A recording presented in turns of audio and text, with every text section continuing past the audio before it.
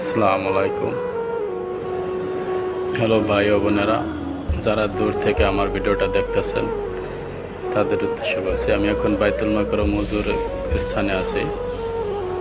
এখানে খুব সুন্দর একটা কথা লেখা আছে, আশা করি এটা আপনাদেরও ভালো লাগবে। আর এটা আপনারা সবাই বেশি বেশি শেয়ার করে দেবেন, প্রত্যেকটা মানুষ যাতে হুজুর পরে এই কালিমাটা পড়তে পারে।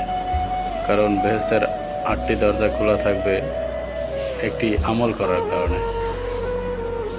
আমি চাই এবং আপনারাও চাইবেন যে প্রত্যেকটা মানুষই হুজুর পরে এই দোয়াটি পড়ে এবং সবাই যাতে জান্নাতে যেতে পারে। এটা পুরোটাই বাইতুল মাকরমের হুজুর স্থান, খুব ভালো একটা পরিবেশ।